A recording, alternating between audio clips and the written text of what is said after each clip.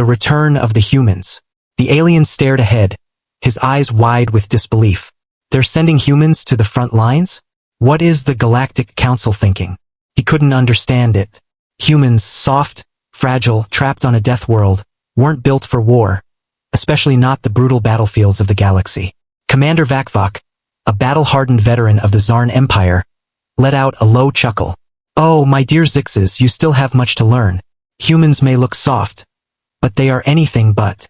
Zixes blinked in confusion. But sir, they can barely survive in our atmosphere. How can they fight? Vakvak smiled and motioned for his troops to gather. Come closer. It's time for a history lesson. One you won't find in your official records. The aliens assembled, curious but skeptical. 50 Earth years ago, Vakvak began dramatically. The Harrian Collective launched a surprise attack on our outpost at Nexus 9. A collective gasp filled the room. The Harrian Collective was infamous for ruthless efficiency and overwhelming force. Yes, you all know how it ended, Vakvak continued. But you don't know how. Zixes spoke quickly. The history archives say the combined might of the galactic alliances drove them back. Vakvak barked with laughter. History written by politicians. It wasn't a grand alliance that saved us. It was a ragtag group of human mercenaries. The room fell silent. I was there, he said, his voice lowering. A fresh recruit. We were pinned down, supplies nearly gone, the Harrians closing in. It was our final stand. The aliens leaned forward. Then they arrived, he whispered. A single ship, barely larger than a transport shuttle. It landed right in the middle of the battlefield. Both sides stared. And out stepped, he paused for effect, the most ridiculous creatures you could imagine. Soft pink skin, tight black suits, helmets covering their heads. They looked like tourists. A ripple of laughter spread through the room. But then they moved, Vakvak continued, awe-filling his voice. They moved with a speed and grace that shouldn't have been possible under Nexus 9's gravity. 1 second they stood still. The next, they were tearing through Harrian forces like they were paper. Zixes gaped. How? The Harrians had superior technology. Vakvak grinned. That's the trick. Humans don't depend on advanced tech. They rely on something far more dangerous. Adaptability. He leaned closer. They've survived on a hostile world for thousands of years. War, disaster, predators, famine. They can turn anything into a weapon. I saw one human pick up a chunk of metal and eliminate 3 Harrian shock troopers. Another hacked a malfunctioning droid and turned it into a rolling bomb. That's human ingenuity. Uneasy glances passed between the aliens. Then why haven't we heard of them? Zixes asked. Why aren't they a dominant galactic power? Vakvak's eyes darkened. After Nexus 9, the Galactic Council realized how dangerous humans could become. So they buried the truth, paid them, thanked them, sent them back to their isolated corner of space. They agreed, Zixes asked. Oh, they agreed, Vakvak replied with a smirk. But not for the reasons you think. Humans love being underestimated. While the galaxy ignored them, they observed. They studied. They prepared. The weight of that realization settled heavily in the room. So all this time, Zixes whispered, they've been playing the long game, Vakvak finished. And now, they're stepping back onto the galactic stage. At that very moment, the ground trembled. On the central display, dozens of ships appeared, maneuvering with impossible precision. Zixes turned sharply. If humans are so powerful, why do they need our help? Vakvak's expression softened. We don't. We need theirs. Captain Sarah Havoc Rodriguez smiled as her dropship descended, its hull glowing from atmospheric friction. Who's ready to remind the galaxy why they should never have forgotten about us? She called out. Her squad erupted in cheers. The objective was clear.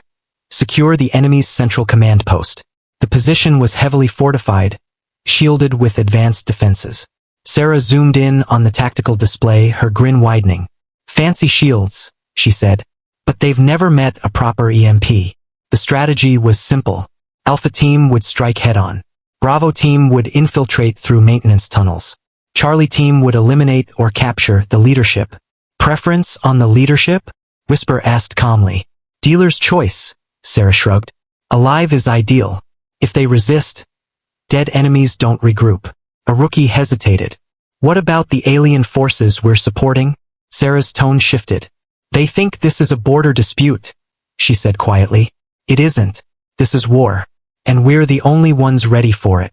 The dropship slammed into the surface with bone-rattling force.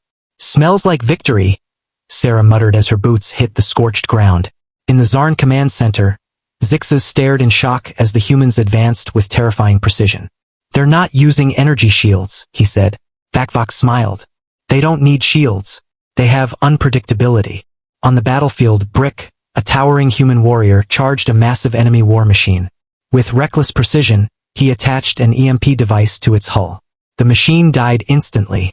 Enemy reinforcements surged forward. Plan B, Sarah grinned. Back at command, Vakvok narrowed his eyes. Suddenly, a blinding flash lit up the battlefield. When the light faded, the enemy column was gone, replaced by a massive crater. Zixes gasped. What was that? Vakvok folded his arms. That, he said calmly, is why you never underestimate a human.